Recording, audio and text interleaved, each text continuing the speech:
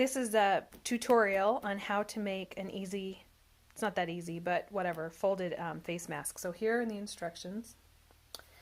The basic point is that you need two 9x6 pieces of fabric, and they should be different so you can tell if you have it on front ways or back ways. So I am going with this, for this one I'm going to do this bird fabric and this watermelon fabric. So I have fat quarters because they're kind of cheap and easy to buy, and they're cute at fabric stores. So this fat quarter, here is the clue. It's 18 inches wide. So I'm going to cut a 9-inch portion right here. Cut 9 inches across here, so it'll be 9 by 18, and then cut that into thirds. See that? So you'll have 3 9x6 pieces. So I'll do that real quick. All right. So I kind of fold it in thirds, and I'm just going to cut the edges. And that will give us 3 9x6 pieces. So with 2 fat quarters, which I don't know if 2 fat quarters is like a half a yard or whatever, you can make 3 masks including the ties. So I have these 9x6 pieces here, and then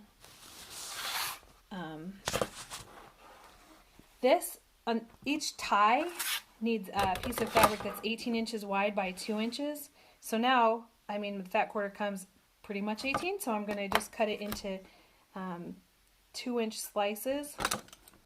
Okay, out of my 2 fat quarters, I have 3 of these, 9x6 each, and then 6 of these, and 6 of these strips. And you kind of have to cheat it maybe at the end, make them a little bit more narrow than 2 inches, so that you can get 6 of each, because you'll use 1 of each of these pieces. I put them together face, right sides together.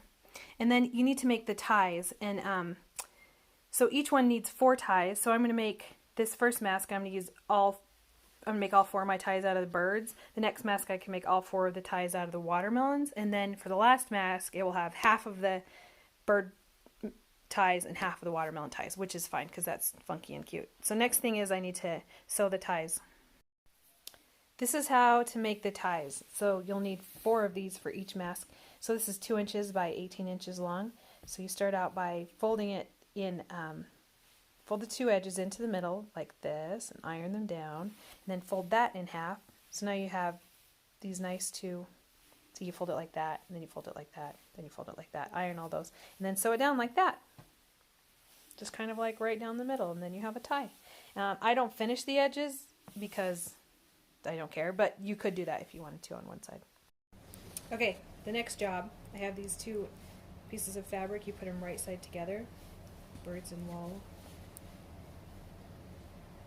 watermelon. Okay, so then in between those 2 pieces, right here, you have to put this inside with a little bit sticking out on the corner, like that, and then pin that in.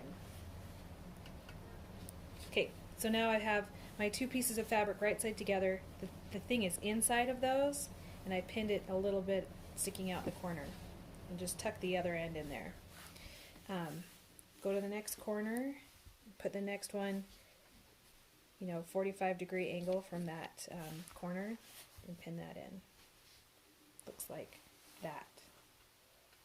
Okay, so a little bit is sticking out, a little bit sticking out. The other 2 pieces are inside.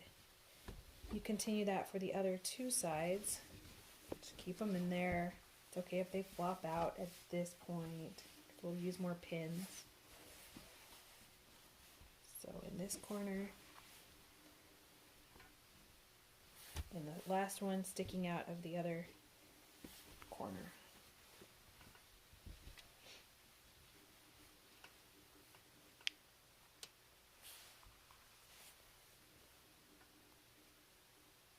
Okay, so now it looks like this, with a little bit sticking out of any quarter of all 4 of those.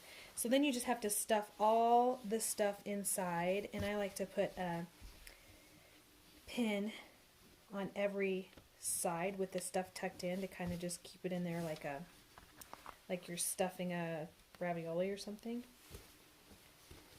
Because I have sewn it where like one of the other edges pokes out of the side. Then you just have to, that's a mess, so don't do that.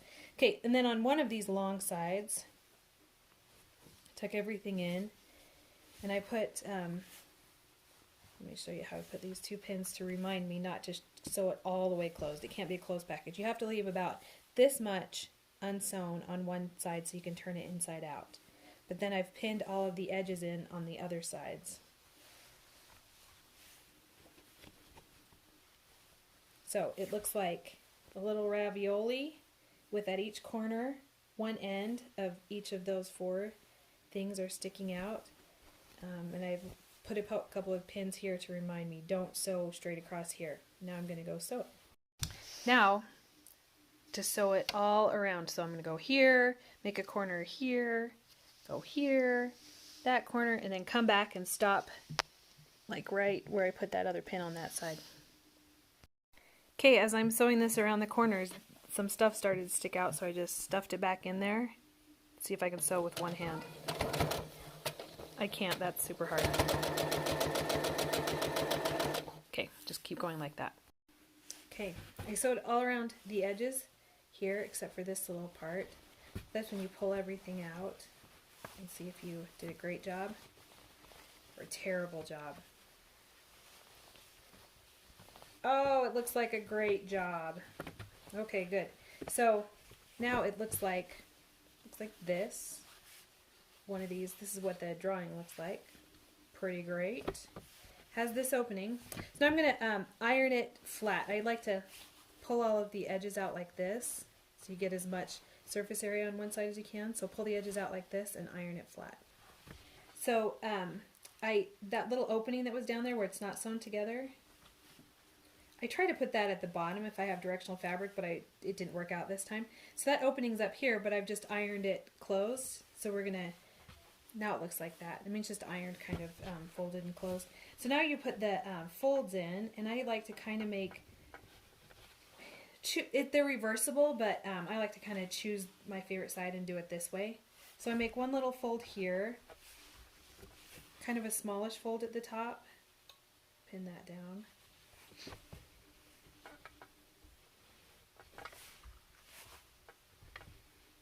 And then make another fold, maybe a smaller one. Well, you know what? That first one was kind of big. Whatever. When I'm making them for women or people with smaller faces or people who I think might not wear them over another mask, I'll put in 3 folds. If it's for a bigger person or someone who might be wearing it over another mask, like some kind of healthcare worker, whoa! I'll only put in 2 folds. But anyway, that's how it works, see? So once I have the folds in the way that I like them, I iron them down.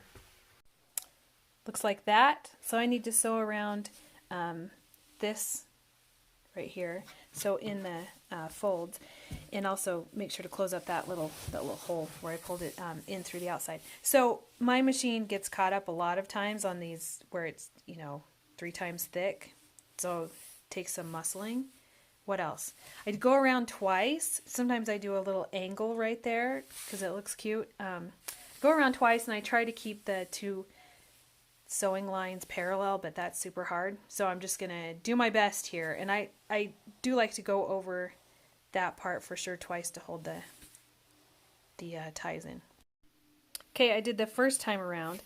My machine is super picky about pins, so I need to make sure I pull these out. And then when I switch from doing that first row to the second row, I kind of raise my needle, raise the foot. I can't do everything with my one hand. Go outside a little bit. See that? So my line is just next to it. I haven't cut it off or anything. Seems to work, so anyway. So now we're just going to go around a second time closer to the edge. So this is it. I'm done. I did the tiniest bit of back stitching when I finished the second row. That's it. That's what it looks like. It's pretty cute. So you can see the ends of my ties are unfinished. I figure if they start coming unraveling or whatever, whoever I give it to can tie a knot there or whatever they want to do. I need to trim all these strings. I washed the fabric on hot and dried it before I started cutting it apart or sewing it. So it's pretty clean. I don't think I have coronavirus, but whoever I give it to maybe should wash it and iron it if you want it to be nice and crisp like this. But it's reversible, tieable. I like to tie the ties on the top really kind of high on my head, like maybe and tuck them into my ears. And then this one, the bottom side, I would just tie right around like my neck. That's how I wear it. There you go.